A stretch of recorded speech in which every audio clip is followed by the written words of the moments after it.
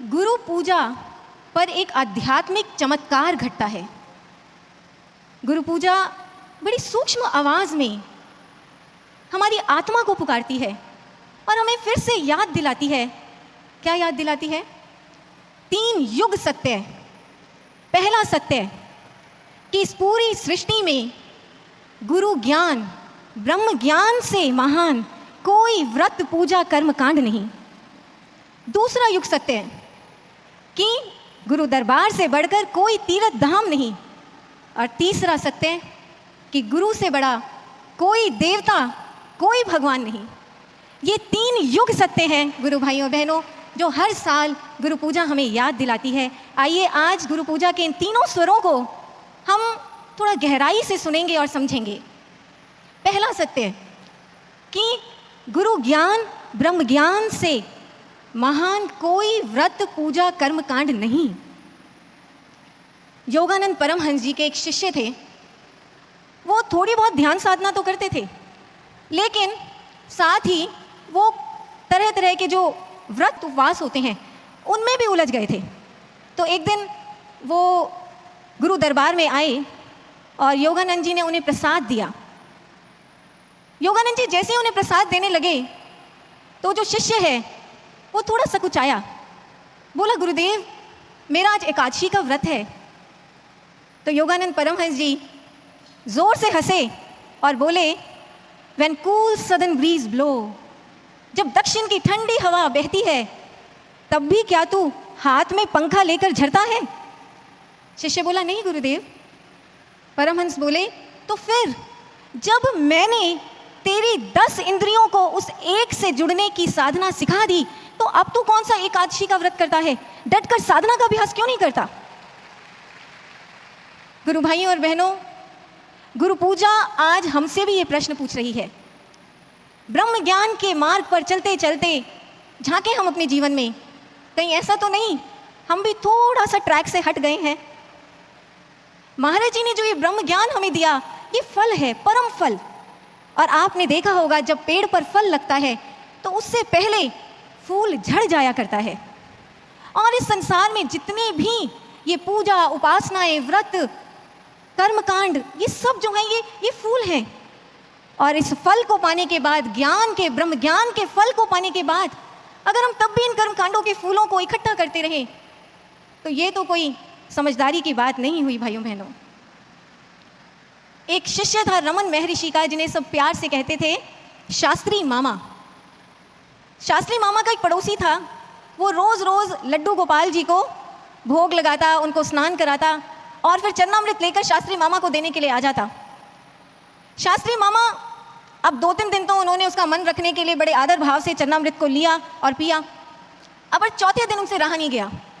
शास्त्री मामा उस पड़ोसी को कहते हैं, बंधु तुम रोज रोज ये दूध दही में चीनी घोल कर मेरे पास ले आते हो, पर जानते हो? शास्त्री मामा गाते हुए कहते हैं, वो कहते हैं, कल कंडू वंगी दुविर गुरु परा कल कंडू। ये एक बहुत फेमस तमिल भजन है रमन आश्रम का। शास्त्री मामा उस पड़ोसी को कहते हैं कि मेरे जो गुरु हैं, मेरे गुरु के जो चरण हैं वो कलकंडू का मतलब होता है शुगर कैंडीज। मेरे गुरु के चरण शुगर कैंडीज की तरह हैं, मीठे रस से भरे वो मिश्री के गोले हैं। और इसलिए मैं जब भी अपने महर्षि रमन को मानसिक प्रणाम करता हूँ ना, मैं जब भी अपने गुरुदेव के श्री चरणों का दिल से, हृदय से ध्यान करता हूँ तो मेरे अंदर रस घुलने लगता है, महारस मेरे अंदर घुल जाता है। और गुरु ज्ञान का अमृत मेरे सहस्रदल कमल से झरने बरसने लगता है। मैं गुरु ज्ञान का जीवंत चरणामृत पीता हूँ भाई। मुझे बाहर के कृत्रिम मीठे घोल की क्या ज़रूरत? ये वो भक्त नहीं। आप देखें, ये एक बहुत भावना और गर्व भरा लॉजिक है जो हर युग में भाइयों बहनों, हर युग में पूर्ण गुरु के शिष्य, ब्रह्म ज्ञान में दीक्षित साधक कर्मकांडी समाज को देते आए हैं। हमें उनके कर्मकांड की राह पर नहीं फिसलना भाइयों बहनों, हमें उनको अपनी राह पर, अपने ब्रह्म ज्ञान के मार्ग पर लेकर आना है। इसलिए अपना पूरा फोकस, फुल फोकस, अपना पूरा ध्यान हमें अपनी ब्रह्म ज्ञान की साधना पर, अपने सुमिरन पर रखना है। नूर महल की एक बहुत ही दिव्य घटना है। एक बार की बात है, महाराज जी, हमारे गुरुदेव श्री आशुतोष महाराज जी अपने 2 श्वानों के साथ खेल रहे थे, जो डॉग्स होते हैं उनके साथ खेल रहे थे। तो महाराज जी क्या कर रहे, कभी उनको उछाल कर बिस्किट देते, कभी कोई फ्रूट देते। तो उनमें से जो एक श्वान था वो पूरी तरह महाराज जी पर फोकस था, फुल फोकस महाराज जी पर। महाराज जी जैसे कोई प्रसाद उछाल कर देते तो वो एकदम से कूदता और अपने मुंह से उसे पकड़ लेता। उसने एक भी कैच मिस नहीं की महाराज जी की। लेकिन जो दूसरा श्वान था वो बहुत रेस्टलेस था, वो कभी इधर भागता कभी उधर भागता। सेवादार उसे पकड़ पकड़ के वापस लेकर आते महाराज जी के पास, और जैसे ही लाते वो जोर जोर से भौंकता, जोर जोर से शोर मचाता। तो जानते हैं उसने ऐसे अपनी जो रेस्टलेस स्थिति थी उसके कारण कुछ नहीं पकड़ा, सारा प्रसाद नीचे गिरा दिया। तो अंत में महाराज जी वहाँ से जाते हुए जानते हैं उसको क्या कहकर गए? महाराज जी उस श्वान की तरफ देखकर महाराज जी ने बोला, महाराज जी ने कहा, तू तो बस भटकता और भागता ही रह गया, शोर मचाता ही रह गया, और वो देख मुझसे क्या क्या लूट कर ले गया। भाइयों बहनों, वो श्वान तो फिर भी एक पशु था, पर हम तो महाराज जी के जागृत शिष्य हैं, जागृत शिष्य। हम ऐसी गलती ना करें, क्योंकि जितने भी संसार में तंत्र मंत्र पूजा पाठ व्रत उपासनाएं, इतने भी कर्मकांड हैं, ये सब शोर ही शोर है, इनमें भटकन ही भटकन है। हम इनमें ना उलझें। हम तो सिर्फ सुबह शाम ईमानदारी से रेगुलर अपने ब्रह्म ज्ञान की साधना करें। 2.5 से 4 घंटे का मेडिटेशन शेड्यूल बनाएं हम अपना, और फिर आप देखना इसी से प्रसन्न होकर महाराज जी आप पर क्या क्या लुटा देंगे। महाराज जी कभी कोई झोली खाली नहीं रहने देंगे। ये है ब्रह्म ज्ञान की साधना का, गुरु के ज्ञान का प्रभाव। और इसलिए गुरु पूजा का ये जो पहला स्वर है कि गुरु ज्ञान ब्रह्म ज्ञान से महान कोई कर्मकांड नहीं, ये एक युग सत्य है। आइए अब गुरु पूजा के दूसरे स्वर को सुनते हैं। गुरु पूजा हमसे कह रही है कि गुरु दरबार से बढ़कर कोई तीर्थ धाम नहीं है, ये सत्य है। शारदानंद रामकृष्ण परमहंस के शिष्य थे। एक बार वो ऋषिकेश घूमने गए, तो वहाँ से उन्होंने अपने गुरु भाई प्रमदा दास को एक पत्र लिखा, एक लेटर लिखा। और भाइयों बहनों, ये जो पत्र था ये ऐतिहासिक पत्र था। 31 दिसंबर 1889 को एक गुरु भाई ने अपने दूसरे गुरु भाई को एक तीर्थ धाम से लिखा था। ये आर्काइव्स में रिकॉर्डेड है। शारदानंद लिखते हैं कि निसंदेह ये जो ऋषिकेश है ये धरती का स्वर्ग है। इसके नॉर्थ और ईस्ट साइड्स पर ऊंची ऊंची पर्वत श्रृंखलाएं हैं, नीचे गंगा बहती है। और मैंने सुना है कि यहाँ महर्षि व्यास जी ने अपने 60,000 शिष्यों के साथ बैठकर तप साधना की थी।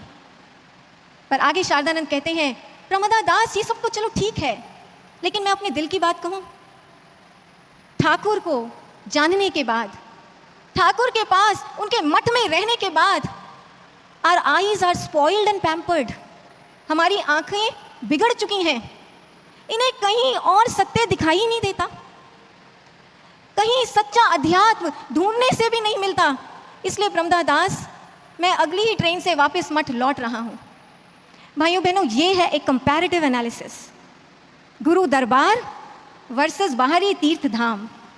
और ये एनालिसिस सिर्फ एक सच्चा शिष्य कर सकता है, एक ऐसा सच्चा शिष्य जिसकी आंखें गुरु के दरबार की शोभा को देख देख कर हम कह सकते हैं बिगड़ चुकी हैं। आप जानते हैं महाराज जी के इस दरबार की शोभा को कैसे देखते हैं, उसकी टेक्निक क्या है?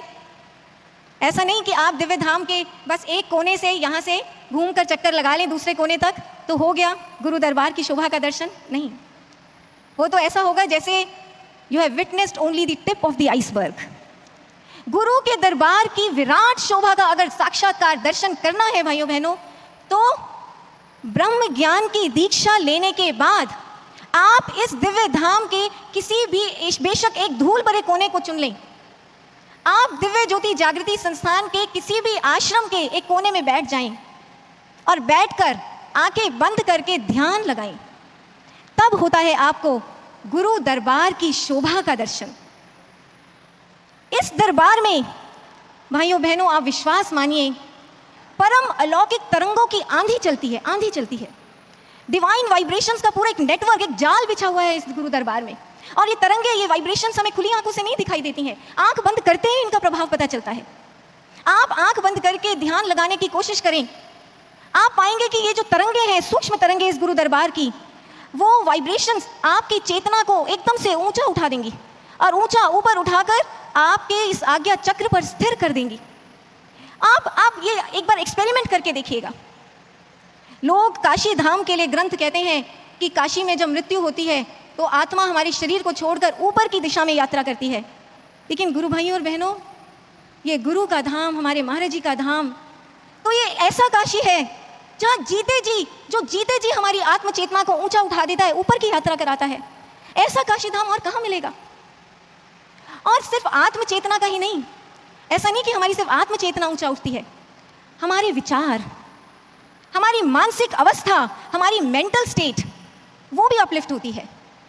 रामकृष्ण परमहंस के एक और शिष्य हुए हैं स्वामी शिवानंद।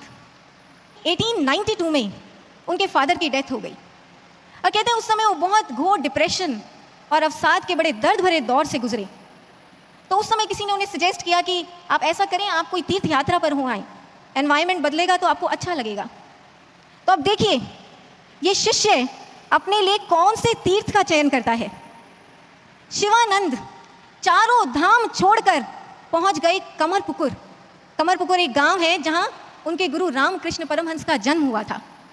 शिवानंद की कमरपुकुर की जो यात्रा है भाइयों बहनों, वो इतिहास में दर्ज है मंक्स पिकनिक के नाम से। मंक्स पिकनिक, एक साधु शिष्य की पिकनिक। मैं इस पिकनिक का एक भाव भरा बड़ा भावुक हिस्सा आपके सामने रखना चाहूंगी। शिवानंद कमरपुकुर घूमते घूमते वहाँ के बुजुर्गों से अपने गुरु के बालपन के किस्से सुनते सुनते वो पहुँच जाते हैं एक आंगन में। वो आंगन जो परमहंस के पैतृक घर के बिल्कुल साथ सटा हुआ था। उस आंगन को देखकर शिवानंद के मन में भाव आता है कि वही आंगन है, वही आंगन जिसने अनगिनत बार मेरे ठाकुर के नन्हे चरणों का स्पर्श पाया होगा। और ये भाव जैसे ही आता है भाइयों बहनों, देखिए एक शिष्य की मुरीदी क्या होती है, उसकी दीवानगी क्या होती है। वो आंगन जो था वो धूल मिट्टी और सूखे पत्तों से पूरी की पूरी उस पर परतें चढ़ी हुई थी, क्योंकि सालों से बरसों से बंद था। लेकिन शिवानंद में भावनाओं का ऐसा ऐसा प्रभाव उठा कि वो उस आंगन में दंडवत लेट गए और लेटने के बाद दाएं से बाएं आंगन के एक कोने से दूसरे कोने तक ऐसे रोल रोल करते हुए पलटियां खाने लगी।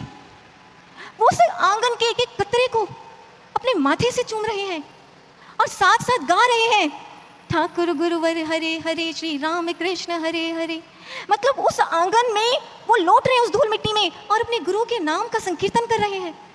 शाम होते होते गुरु भाई बहनों, वो उस आंगन का एक एक धूल कण शिवानंद अपने तन पर लपेट और समेट चुके थे। लोगों ने जब उन्हें देखा कोई उन्हें पहचान नहीं पाया, क्योंकि वो मिट्टी का बुत बने खड़े थे, लेकिन अंदर से उनकी एक्सटेसी की स्टेट थी, आनंदम ब्रह्मानंदम। अंदर एक ऐसी अद्भुत खुशी थी जो नशा बनकर मन पर छाई थी। सारा डिप्रेशन धुल चुका था भाइयों बहनों, सारा डिप्रेशन धुल चुका था। तो भाइयों बहनों, ये थी एक शिष्य की पिकनिक, एक शिष्य की पिकनिक अपने गुरु के तीर्थ धाम में।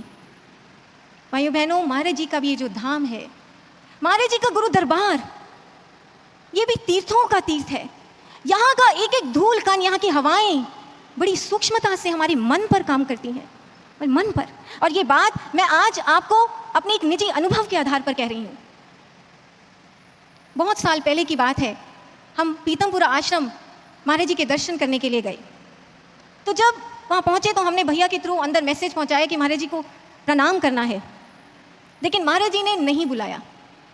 तो हम वहीं आश्रम में, जो पीतमपुरा आश्रम में महाराज जी का कक्ष है, उसके ठीक सामने जो लॉबी है, वहाँ बैठकर हम इंतज़ार करने लगे। 1 घंटे बाद फिर से मैसेज पहुँचाया, लेकिन महाराज जी ने फिर नहीं बुलाया। क्यों नहीं बुला रहे थे महाराज जी? क्योंकि दर्शन करने की मानसिक अवस्था नहीं थी।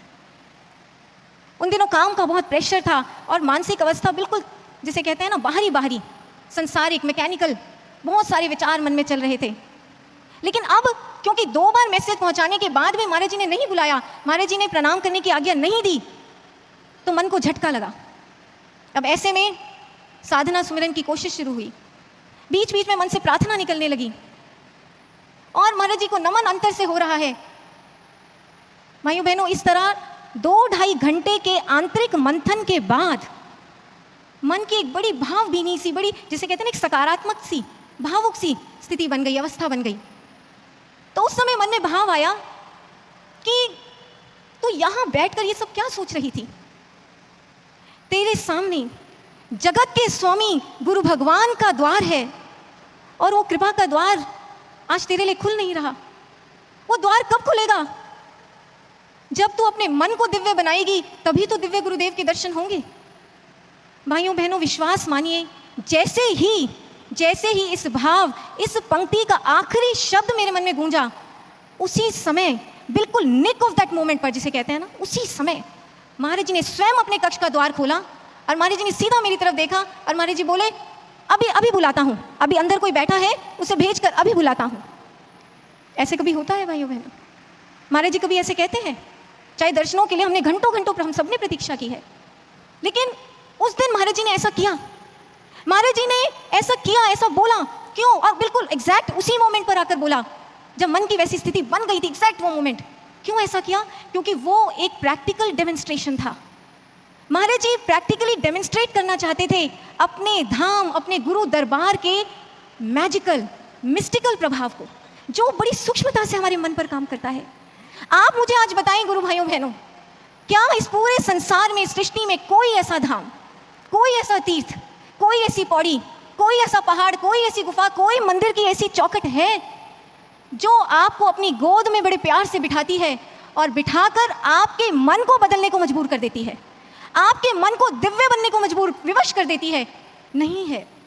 और इसीलिए गुरु पूजा का ये स्वर एक युग सत्य है कि गुरु दरबार से बढ़कर कोई तीर्थ धाम नहीं है। आइए गुरु पूजा के तीसरे स्वर को सुनते हैं कि गुरु से बड़ा कोई देवता, कोई भगवान नहीं है। चैतन्य महाप्रभु, वो अपने समय के पूर्ण गुरु थे, जगन्नाथपुरी में रहा करते थे।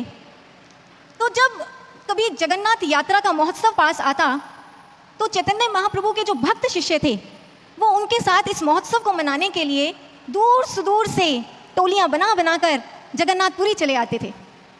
अब नियम ये था जगन्नाथपुरी का कि पुरी पहुंचते ही आपको सबसे पहले जगन्नाथ जी के मंदिर जाकर भगवान का दर्शन करना है और उसके बाद एक दिन का व्रत उपवास भी रखना है।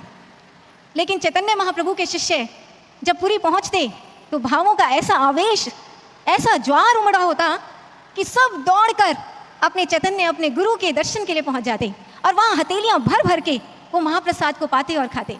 तो अब जब पुरी के पंडितों ने, वहाँ के पंडित समाज ने ये देखा तो उन्होंने विरोध जताया, नाराजगी जताई कि ये क्या, चैतन्य के भक्त, चैतन्य के शिष्य तो उल्टी रीत चलाते हैं। तो भाइयों बहनों, ऐसे में इतिहास बताता है कि चैतन्य के भक्त शिष्यों ने उस पंडित समाज को एक ऐतिहासिक जवाब दिया था। उन्होंने कहा था कि आप नाराज क्यों होते हैं विद्वज्जनों, आपको तो प्रसन्न होना चाहिए। क्यों? क्योंकि दुई ब्रह्म यहाँ चलाचल, आपको प्रसन्न होना चाहिए क्योंकि यहाँ इस जगन्नाथपुरी में दो ब्रह्म एक साथ निवास करते हैं। कौन से दो ब्रह्म? अचल ब्रह्म भी और सचल ब्रह्म भी। तो पंडितों ने पूछा क्या कहना चाहते हो? तो भक्त शिष्य कहते हैं जगन्नाथ अचल ब्रह्म महाप्रभुता सचल, कि जो जगन्नाथ भगवान हैं वो अचल ब्रह्म हैं और हमारे गुरु चैतन्य महाप्रभु सचल ब्रह्म हैं। जगन्नाथ भगवान एक स्थान पर स्थिर होकर, खड़े होकर भक्तों को दर्शन देते हैं, लेकिन हमारे चैतन्य महाप्रभु सचल, चलते फिरते वो जीवंत ब्रह्म है जो सक्रिय लीला हमारे साथ खेलते हैं। भारतीय संस्कृति का उस दिन ये एक युग सत्य स्थापित हुआ था कि संसार में जितने भी देवी देवता, सनातन पुरातन अवतार हैं, ईश्वर के रूप हैं, वो इस धरती के अचल ब्रह्म होते हैं और जो समय के पूर्ण सद्गुरु हैं वो इस धरती के सचल ब्रह्म हुआ करते हैं, जो सदा सदा साथ चलते हैं भक्तों के, अपने शिष्यों के। और भाइयों बहनों, यही बात एक बार गुरुदेव श्री आशुतोष महाराज जी ने एक साध्वी बहन को कही थी। महाराज जी ने उस बहन से कहा था, देखो जीवन हमेशा हरा हरा नहीं रहता, लेकिन तब भी हरी साथ रहता है। लेकिन अगर कभी ऐसा हो कि हरि भी तुम्हारा साथ छोड़ दे, विधाता भी तुमसे रूठ जाए, समय किस्मत भी तुमसे रूठ जाए, तब भी याद रखना तुम्हारा गुरु हमेशा पास रहता है, तुम्हारा गुरु कभी तुम्हारा साथ नहीं छोड़ता। भाइयों बहनों, ऐसा होता है गुरु सचल ब्रह्म, जो हमारी हर भावना के साथ आकर खड़ा होता है। एक और साध्वी बहन, इसी संबंध में उनका भी अनुभव आप सुनिए। वो बहन बताती है कि उनका जो घर था बचपन में आश्रम के बिल्कुल साथ में था, पास में ही था उनका जो गांव था। तो जब वो छोटी सी बच्ची थी तो गांव के बहुत सारे बच्चों के साथ वो महाराज जी के दर्शन करने के लिए आश्रम आया करती थी। तो जब वो आती थी तो महाराज जी सभी बच्चे घेर कर खड़े हो जाते। तो महाराज जी खेल खेल में उनसे पूछते कि क्या तुम सब भगवान को देखोगे? तो बच्चे के जोर से कहते हाँ जी। तो महाराज जी कहते अच्छा ठीक है, सब बैठ जाओ। महाराज जी सबको बिठाते और सबके सामने महाराज जी अपनी हथेली को यूँ फैला देते। वो दीदी बताती है कि उस हथेली को फैलाकर महाराज जी कभी उसमें श्री राम के दर्शन करा देते, कभी श्री कृष्ण के दर्शन, और कभी पूरा का पूरा राम दरबार उस हथेली में दिखा देते। तो दीदी कहती हैं कि कई बार ऐसा होता कि हम सभी बच्चे महाराज जी का हाथ पकड़कर महाराज जी को आश्रम के आंगन में ले आते थे और महाराज जी से जिद करते कि महाराज जी आप हमारे साथ पकड़म पकड़ाई का खेल खेलिए ना। तो महाराज जी कहते अच्छा ठीक है। महाराज जी कहते अच्छा भागो सभी। अब जैसे महाराज जी कहते तो सारे बच्चे तेज गति से पूरा जो आश्रम है, आंगन है, उसमें दूर दूर दौड़ जाते। दीदी कहती है पता नहीं क्या होता कि हम दूर दूर दौड़ते, लेकिन महाराज जी 2-3 कदम आगे बढ़ते और पहले बच्चे को छू देते, तू आउट। फिर 2-3 कदम आगे बढ़ते, दूसरे बच्चे को पकड़ते, तू भी आउट। हम चाहे कितनी भी दूर क्यों ना खड़े हों, महाराज जी ने 2-3 कदम चलना और चुटकियों में हम सबको आउट कर देना। तो हम सारे बच्चे जोर जोर से शिकायत करते कि महाराज जी आप चीटिंग करते हैं, आप चीटिंग करते हैं, आप अपने हाथों को लंबा कर देते हैं। तो महाराज जी हंस देते और महाराज जी अपने कक्ष में चले जाते। वो दीदी आज उन पुराने दिनों को याद करके और नम आंखों से वो कहती हैं कि हम नादान थे, हम समझ नहीं पाए कि अपनी हथेली में, अपनी मुट्ठी में भगवान को लेकर घूमने वाले हमारे प्यारे आशु बाबा, वो स्वयं इस युग के साक्षात गुरु भगवान हैं। हम समझ नहीं पाए। आज हम उपनिषदों में पढ़ते हैं तद दूरे तद विंत के, कि वो दूर से दूर है, वो पास से पास है, वो एक स्थान पर रहता हुआ सब जगह विद्यमान है। ये तो साक्षात पर ब्रह्म के फीचर्स हैं, ब्रह्म के गुण हैं, जिनका प्रैक्टिकल साक्षात्कार महाराज जी हमें खेल खेल में करा देते थे। और उसी समय थोड़े ना हमारे महाराज जी, हमारे गुरु भगवान, हमारे सचल ब्रह्म आज भी तो हमारे साथ पकड़म पकड़ाई का खेल खेल रहे हैं। भाइयों बहनों, आज भी तो खेल रहे हैं। हम उनसे दूर दूर भागते हैं इस माया के खेल में। हम जितना भी चाहे दूर भाग लें, महाराज जी बार बार महाराज जी के दिव्य हाथ हम तक पहुंचते हैं, हमको पकड़ते हैं। कभी सत्संग भंडारों के रूप में, कभी सेवा की कॉल के रूप में, और आज इस गुरु पूजा महोत्सव के रूप में महाराज जी के हाथ ही तो हमें थामने के लिए हम तक पहुंचे हैं। दरअसल महाराज जी हमसे चीटिंग नहीं करते थे, महाराज जी हमसे चीटिंग नहीं करते, महाराज जी तो माया को चीट करते हैं ताकि माया के इस खेल से हमें किसी तरह बाहर निकाल लें। ये गुरु की तप साधना है, ये गुरु का प्रयास है, ये सचल ब्रह्म का प्रयास है, ये गुरु भगवान की कोशिश है।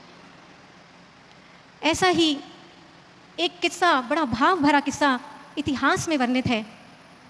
महर्षि रमन के एक शिष्य थे सुंदरेसा अय्यर।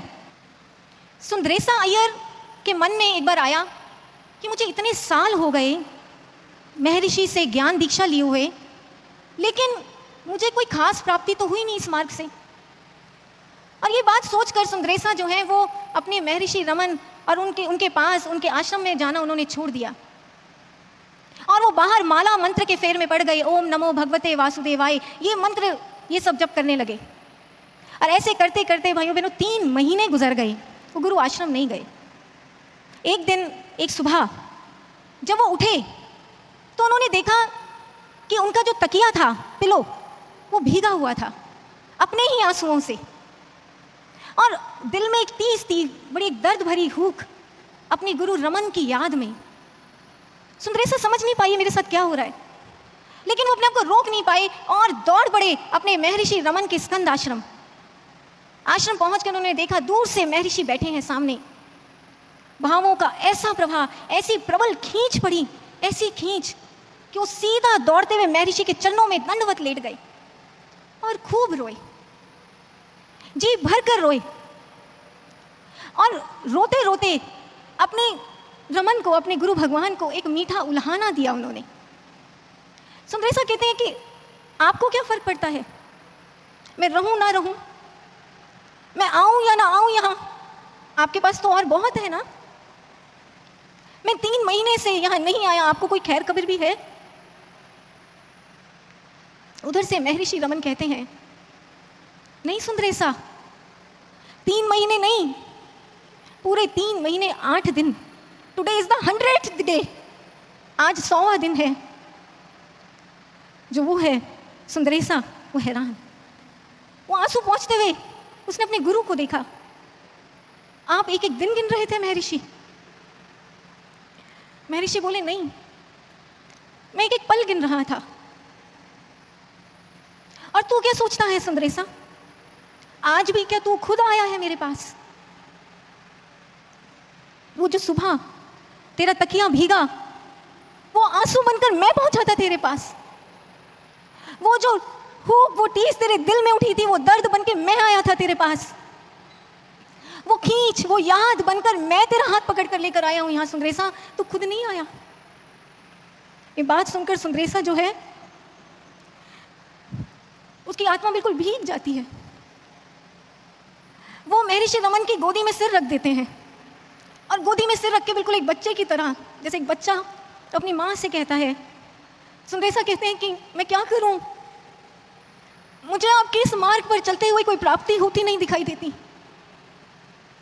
तो उस समय महर्षि कहते हैं, तूने ये तो देखा सुंदरेसा, तूने ये तो देखा कि तूने क्या नहीं पाया इस मार्ग से, लेकिन क्या तूने ये देखा कि तूने क्या खोया इन 100 दिनों में? तूने मुझे खोया सुंदरेसा, तूने मेरे प्यार को, मेरे साथ को खोया सुंदरेसा। और ये सबसे बड़ा खोना है सुंदरेसा, सबसे बड़ा खोना। क्यों? क्योंकि बहनों, गुरु भाई और बहनों, ध्यान से सुनिए, गुरु सत्ता क्या जवाब देती है। महर्षि रमन सुंदरेसा को कहते हैं, क्योंकि सुंदरेसा, गुरु ही इस मार्ग की सबसे बड़ी प्राप्ति है। गुरु की प्राप्ति इस मार्ग की सबसे बड़ी प्राप्ति है। जिसको गुरु मिल गया, जिसको सचल ब्रह्म साथ साथ चलने वाला, पल पल प्यार निभाने वाला, प्रीत की हर रीत को निभाने वाला ऐसा साकार भगवान, गुरु भगवान मिल गया, उसे और क्या चाहिए जीवन से? सच में गुरु जीवन है भाइयों बहनों, हम जीवन से और क्या जीवन मांग सकते हैं? उस दिन सुंदरेसा को भी ये बात समझ आ गई कि मैं महर्षि रमन अपने गुरु भगवान के पास इसलिए नहीं आया हूं कि मुझे उनसे कुछ लेना है, मैं तो इसलिए आया हूं क्योंकि मुझे उनसे उनको लेना है, मुझे उनसे उनको मांगना है। और कहते हैं कि ये सुंदरेसा अय्यर आगे चलकर इतने श्रेष्ठ गुरु भक्त बने, जिन्होंने महर्षि रमन के ऑर्डर में, उनके आश्रम में एक महामंत्र का सूत्रपात किया। जानते हैं कौन सा महामंत्र? ओम नमो भगवते वासुदेवाय जपने वाले सुंदरेसा, उन्होंने एक नवीन महामंत्र का आविष्कार किया, ओम नमो भगवते श्री रमनाय, अपने गुरु के नाम का मंत्र समाज को दिया। भाइयों और बहनों, सुंदरेसा समझ गए, युग युगों के साधक शिष्य भक्त गुरु भक्त समझ गए। अब हमने समझना है, हमने समझना है कि महाराज जी, श्री आशुतोष महाराज जी का, श्री महाराज जी का हमें गुरुदेव के रूप में मिलना, ये इस मार्ग की, ये हमारे जीवन की सबसे बड़ी प्राप्ति है, सबसे बड़ी प्राप्ति।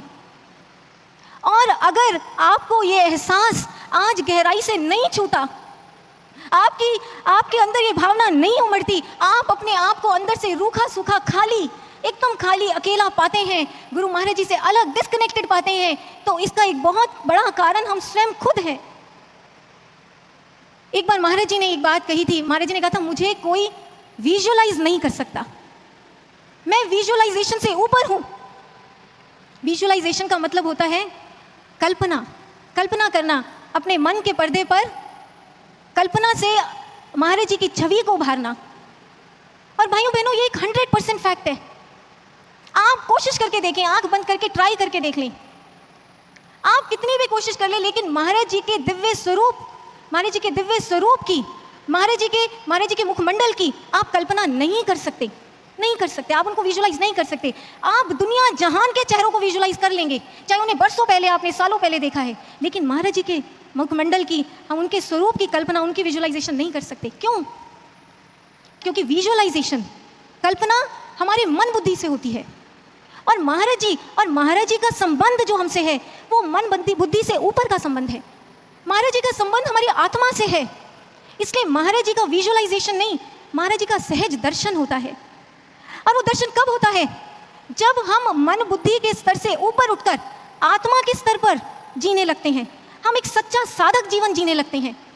आप में से बहुत से गुरु भाई बहनों का ये अनुभव रहा होगा आपका कि आपने देखा होगा कि जिन दिनों आपकी बहुत अच्छे से साधना चल रही होती है, सुमिरन हो रहा होता है, सेवा हो रही होती है, सत्संग सुनते हैं आप, एक अच्छा साधक जीवन आप जी रहे होते हैं, तो उन दिनों अपने आप बीच बीच में हमें महाराज जी के दर्शन होने लगते हैं। महाराज जी कभी हमें साधना में झलकी दिखा देते हैं, कभी महाराज जी हमारे दिव्य स्वप्न में प्रकट होकर हमें दर्शन देते हैं, कभी ऐसे चलते फिरते या ब्रह्म मुहूर्त में महाराज जी की क्लियर आवाज़, स्पष्ट मार्गदर्शन सुनाई दे जाता है। और कभी हम बैठे होते हैं, बैठे बैठे एकदम से चरणों की अनुभूति, मानसिक प्रणाम, जैसे चरणों में अभी अभी प्रणाम किया है, ऐसे एहसास महाराज जी का प्रबल भावनाएं बनकर महाराज जी हमारे पास आ जाते हैं। और कमाल की बात यह है भाइयों बहनों, विज्ञान देखिए गुरु भक्ति का, ये जो एहसास हम तक आता है ये उतना ही ताज़ा, उतना ही फ्रेश, उतनी ही वैसी ही वार्मथ लिए होता है जैसी हमने महाराज जी के पास, महाराज जी के चरणों में बैठकर पाई थी। सेम वैसा ही महाराज जी को आज, महाराज जी के दर्शन किए हुए, महाराज जी से बात किए हुए हमें 8 सालों से ज़्यादा हो गए हैं, लेकिन आज भी जब जब महाराज जी का दर्शन होता है, जब भी, आपका भी अनुभव रहा होगा, जब भी महाराज जी का दर्शन होता है तो वही जीवंत स्वरूप, सेम वही जीवंत मुखमंडल, वैसा ही साथ, वैसा ही प्यार, वैसी ही भावनाएं अंदर, वैसे ही वार्मथ हमें मिलती है जैसी सालों पहले, 8 साल पहले समाधि से पहले मिलती थी। ऐसा क्यों होता है? ऐसा इसलिए होता है भाइयों बहनों, क्योंकि महाराज जी सिर्फ हमारी यादों में नहीं बसते हैं। यादें तो समय के साथ, मेमोरीज तो फेड हो जाती हैं, महाराज जी हमारी आत्मा में बसते हैं। और इसलिए जब जब हम आत्मा के स्तर पर जीने लगते हैं, एक सच्चा साधक जीवन जीने लगते हैं, महाराज जी की आध्यात्मिक आज्ञाओं में चलने लगते हैं, साधना वाला जीवन, सुबह शाम साधना करने वाला, सेवा करने वाला जीवन, सत्संग सुनने वाला जीवन, जब हम ऐसा जीवन जीने लगते हैं तो हमारे सचल ब्रह्म हमें साथ साथ चलते दिखाई देते हैं। कौन कहते हैं कि वो आज नहीं, आज भी वो साथ साथ पल पल अपनी प्रीत की रीत निभाते साथ चलते दिखाई देते हैं। इसलिए गुरु भाइयों और बहनों, गुरु पूजा का ये तीसरा स्वर कि गुरु से बड़ा कोई देवता, कोई भगवान नहीं है, ये भी एक युग सत्य है।